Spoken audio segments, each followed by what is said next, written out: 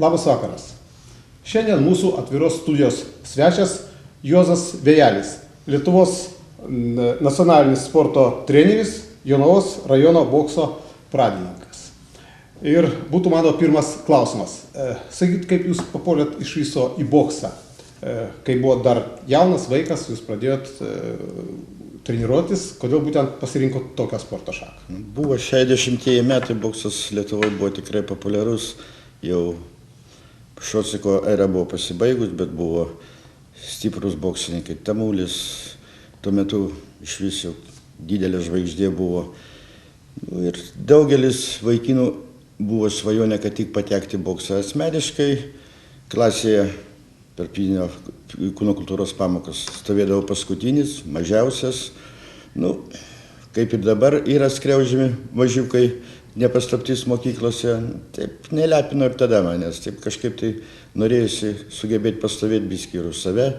Ir fiziškai sustiprėti grinai. Lygiai to buvau lankęs daug sportų šakų. Plaukėme, šuolius į vandenį, net fektavimą. Bet nuėjęs į boksą, 10 metų grinai atidaviau jam, grinai treniruotėm atidaviau. Tai vyko Kaune? Taip, Kaune. Pradėjau lankyti pas Zigmą Katilių. Paskui tai ir pasirinko jūs profesiją, jūs paskui stojot į kūno kultūros institutą? Taip, tėvai labai nenorėjo, kad į kūno kultūros institutą stočiau, vertė į politechniką, bet aš metais anksčiau buvau baigęs mokyklą, tais laikais 19 metų sukakdavo armija buvo, aš baigiau metais anksčiau, kaip sakiau, tai 2 kartus dar galėjau stoti be baimės papulti į armiją, tai privertė tėvai tiesiog stoti į politechnikos institutą. Pirmais metais įstojau į technologijos fakultetą, tada tuometinį politechnikos institutą, pasimokiau pusę metų, tėvam aiškinau, kad prasidėjo praktika, įsidarbinau, dirbau ir ta praktika tęsiasi lygiai kitų mokslo metų, kur vėl privertė stoti į politechniką, tada jau supratau, kad sunku bus, teko stoti į santechnikos fakultetą, ten irgi pusę metų vėl prasidėjo vadinama praktika kabutėse ir 3 metus turėjau dar atsargoju lygi armijos, stojau kūno kultūros institutą. O tai armijoje jums teko patarnauti? Ne, neteko. Neteko. Kadangi baigėt institutą ir to.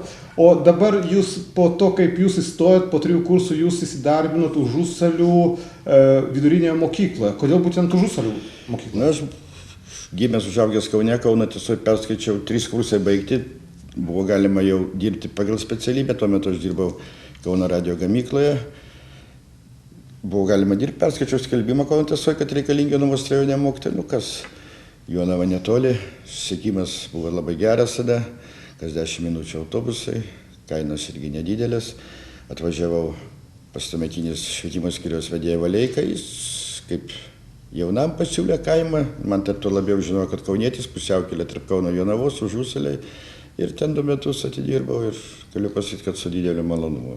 Ir paskui taip, tokiu būdu paskui papuolėt į Jonavą, jau pritraukė Jonavą? Po poros metų perkelė jau į Jonavos antrą vidurinę tuo metu rusų mokyklą, kur dabar meno mokykla, ten 2 metus dar atidirbau, o po to perkelė į sporto mokyklą direktorium. Jūs dirbot sporto mokyklos direktorium, bet paskui tas administracinis darbas jums nelabai tiko, jūs perėjot trenerių dirbti vėl. Tuo metu amžinatilsį Danas Pozniakas buvo sporto departamente dirbo, mes kaip pažįstami jau buvom. Aš įkalbėjau jį, kad jo dėka atidarytų švietimo skyriuose bokso skyrių. Ir mūsų, kadangi sporto mokykla priklausė prie švietimo skyriaus, jis sugebėjo tą padaryti dar visoje Respublikoje. Ir metus laiko dar mėginau derinti direktoriaus darbą su trenerio darbu, bet aišku, kas prie širdies daugiau buvo. Per tą laiką bazę pastiprinau, inventorių lengviau buvo įsigyti tada. Ir pilnumoj plius paskyrė moksleivių rinktinės trenerių Respublikos. Buvo tokia jau rimtesnė priežastis išeiti iš darbo ir perėjau su didelio malonumo. Bet anksčiau sporto sekcijos tokios Jonavoje iki jūsų nebuvo? Buvo prieš tai, bet išėmė iš moksleivių Spartakiados sąjunginės tuo metu ir panaikino.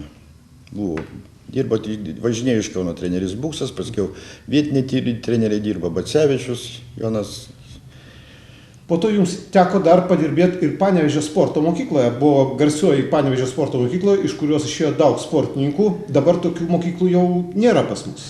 Nu, pas mus šiuo metu yra olimpinis centras, bet ten žymiai mažesnis moksleivių skaičius. Ten jau ateina su gerais rezultatais. O į Panevėžio olimpinį centrą, ten, atsiprašau, sporto mokyklą internatą, ten rinkdavomės patys, važinėdavom po Respubliką ir rinkdavom paprastai, ten 1-2 kovas turėjo vaikai, kaip sakoma, žalius vaikus, bet kurie matosi, kad yra gabus. Grinai atsirinkdavom juos ir jie pilnai valstybės būdavo išlaikomi.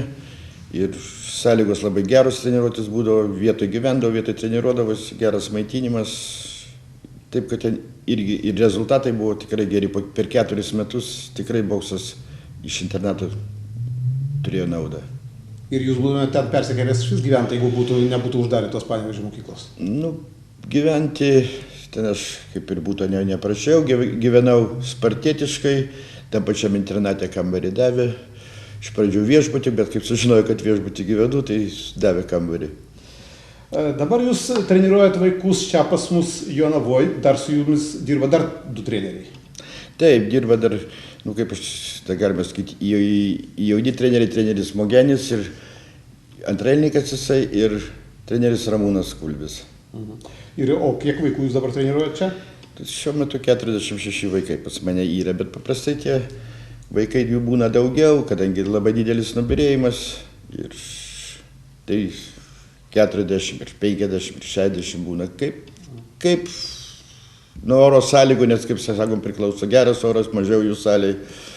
O ką galėtumėt jūs paminėti iš tų sportininkų, kurie dabar yra pasiekę geriausių rezultatų pas mus, iš mūsų jonaviškių?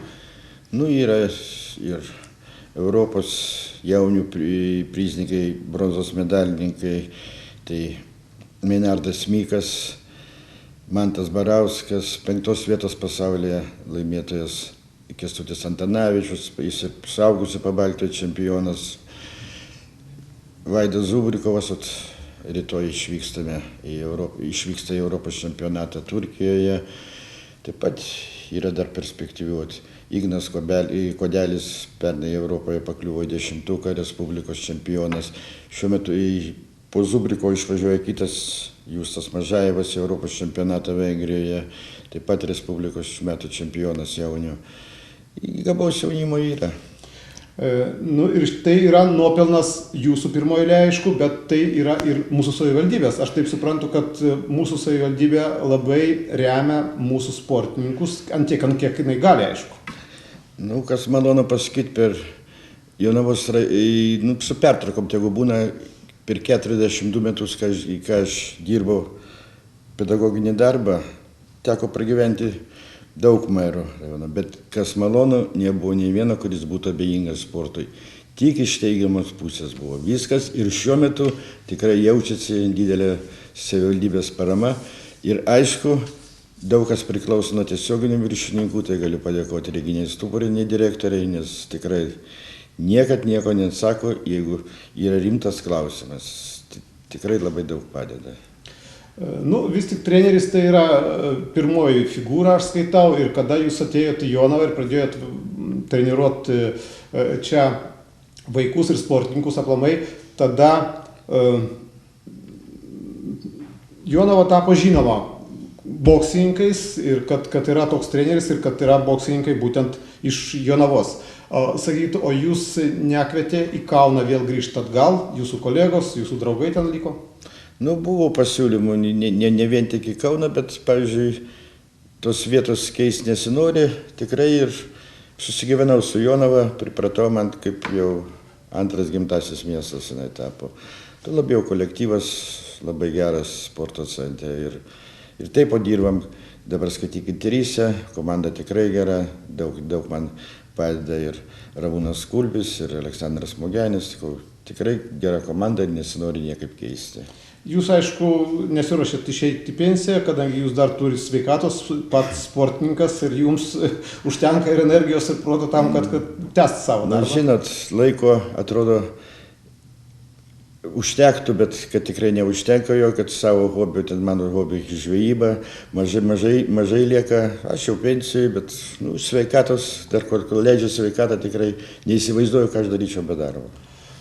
Dabar pas mus vaikai, kurie jūsų, mačiau kritiką tokią, kad jaunoji karta vis tik turėtų daugiau sportuoti, daugiau lankyti sporto būrelių, kadangi yra, ne tai, kad išsigimsta gamta, tauta, tačiau vaikai vis tik sveikatos turi nedaug. Ir jūs propaguojat sveiką gyvenimo būseną ir kviečiat, kad pas jūs vis tik daugiau lankytų vaikų. Na, matot, čia ne vien Jonavos ar Lietuvos bėda, čia jau amžiaus bėda. Kompiuteriai daug vaikam laiko atima, tas sveikatos nedadeda tikrai.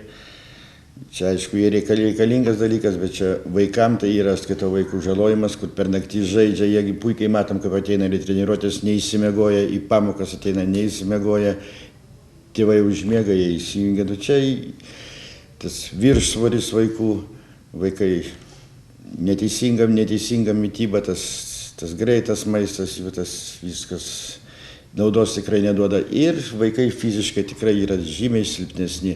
Pas mane, pavyzdžiui, daugiausia vaikų, ką rezultatą duoda, aš daugiau žiūriu į kaimo vaikus. Nes jie vis tiek fiziškai jiems tenka daugiau padirbti. Ir malkas pakapoti, ir vandenį panešioti, ir daugiau pripranti prie darbo. Ir matyti, ir sąlygos blogesnės, tą kompiuterį ne kiekvienas turi. Pas jūs treniruotės vaikams nemokamos? Net treniruotės yra mokamos. Buvo kažkada tai nemokamos, dabar yra mokamos, bet tiek gerai, kad vaikai pasiekia rezultatą, tai daleiskim tapęs Respublikos čempionu, bet kuriuo amžiaus grupės atleidžiamas visam laikui, tapęs finalistų. Ar, iškovojęs gidai medalį, ten sidabro ar bronzos, jis metam laiko atleidžiamas, yra jau jiems interesuotumas šioks toks. Tačiau vis tik, sakykime, dabar Lietuvos boksas pergyvena negeriausius laikus ir tokių sportininkų kaip Šocikas, Tamulis, kiti sportininkai žinomi, dabar mes neturim tokių žvaigždžių. Kame reikalas? Kodėl mes tokioje duobėje šiuo metu? Žinot, kaip čia pasakius apie duobę, gal duobė ir buvo taip pat po Tamulio Jacevičiaus laikų tokių žvaigždžių mažai atsirado, bet šiuo metu, kaip pirmos jaunimo olimpinės žaidynės Singapūre vyko, tai kaip bebūtų keista, Lietuvai tokio dalyko niekas neprognozavo. Komandiniam rezultate Lietuva po Kubos tapo antra, apie Rusiją, Jungtinės Amerikos valstijas, kur atrodo neįmanomas dalykas, 2 aukso medaliai lietuviai iškovojo. Čia jaunimas, bet tas jaunimas jau yra ruošiamas dalyvauti olimpinėse žaidynėse Londone. Taip, kad mes dabar galim sakyti, kad Lietuva yra tikrai pakilime. O ką reikėtų tam, kad gimtų talentas? Aš suprantu, reikalingas vienas dalykas, kad jo pačio darbštumas reikalingas. Reikalingas trenerio darbo turi būti įdėta nedaug. Reikalingas ir gamtos apdovanotas turi būti žmogus to. Kaip jūs skaitot, iš ko turi susidėti tas visas? Matot, tikrų talentų jau taip, kad boksui gimsta ne tiek daug. Ten, pavyzdžiui, kaip Tamulis, kai mes patys tarpusavį šnekam, tokie gimsta iš 100 metų vienas. Gimsta talentų, bet šalia talentų yra to maža. Pagrindinis dalykas yra darbas. Kai bet kurioje srityje yra grynai darbas, atsidėti, atsiduoti.